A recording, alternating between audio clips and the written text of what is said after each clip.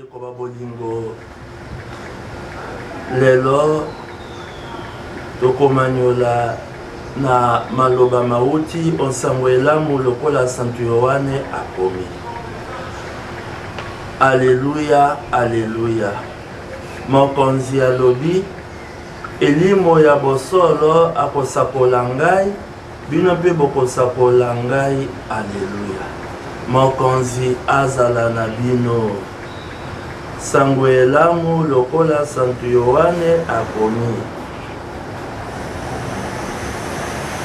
Eteni ya 15 kobanda molongo matuku mibale na motoba kino na eteni ya 19 molongo mwamine.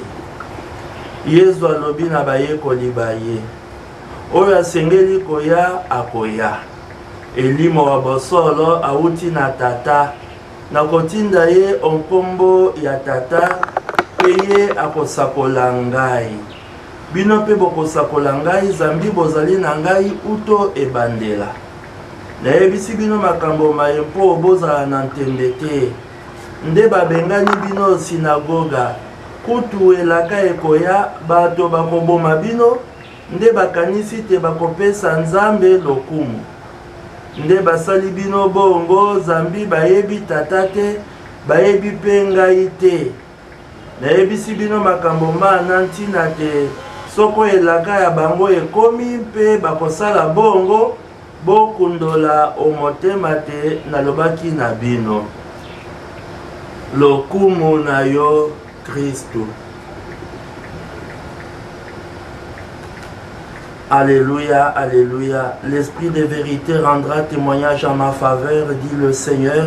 Et vous aussi, vous allez rendre témoignage. Alléluia. Le Seigneur soit avec vous.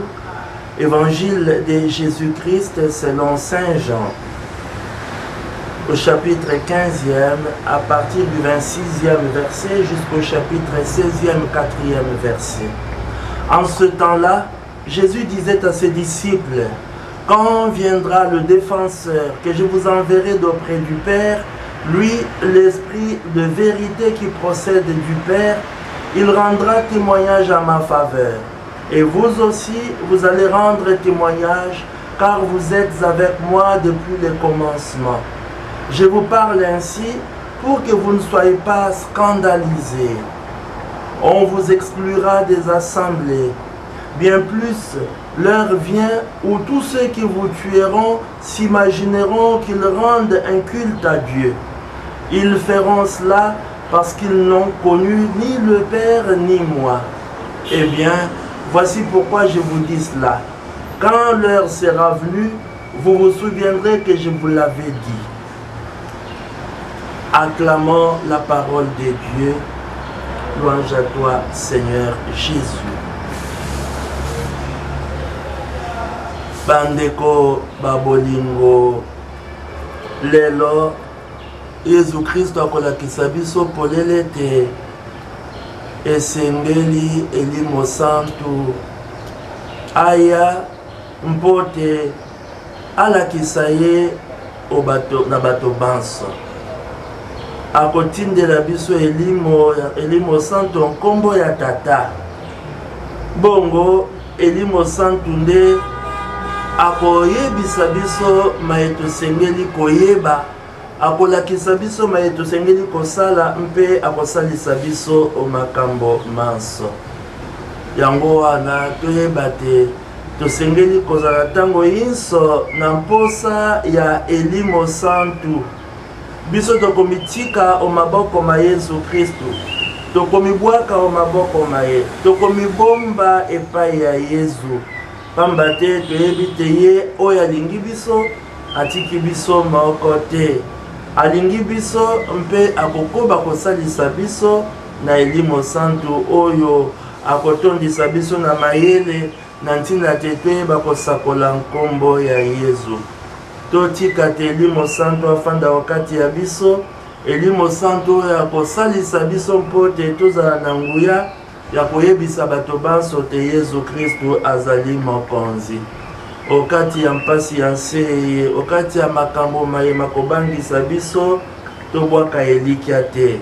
toyeba te Yesu azali na biso elongo Yesu akosalisa biso totia ntembe te pamba te ye azali oyo azali na bomoi mpenza biso ata tomoni ye na miso te toyambi te azali Nzambe bongo Elimo Santu asalisa biso tobima omolili toyeba ntango nyonso kosangela bato te Yesu azali na bomoi.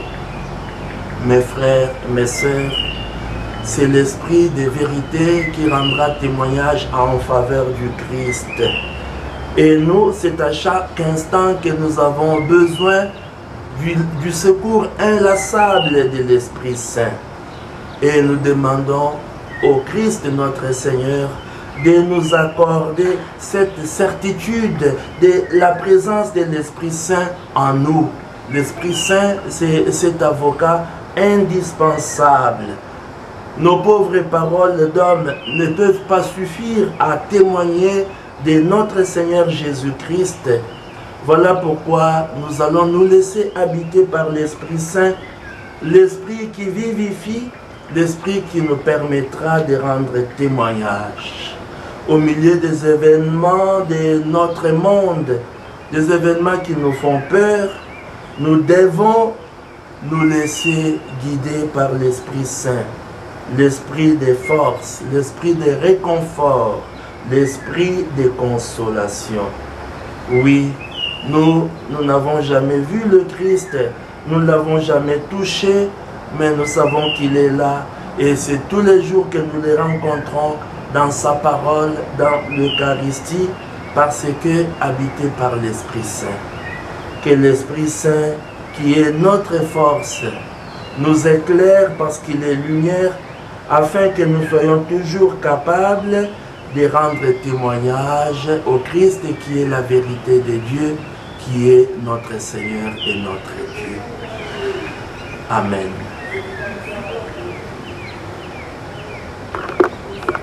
Tosambela mokonzi Yesu Kristo totondi o botondi awa oyokeli biso mawa tozali bitike lisusu te okati ya mpasi ya nseye Elimo Santu azala na biso asunga biso alendisa biso abimisa biso okati ya molili atondisa biso na nguya ya kosala malamu pe ya koyebisa bato banso te yo ozali na bomoi, ozali mokonzi, ozali mobikisi, ozali Nzambe obileko biso seko. Nzambe wa bokasi bonso abenisa mpe abatela bino Tata, Mwana na Elimo Santu. Amen.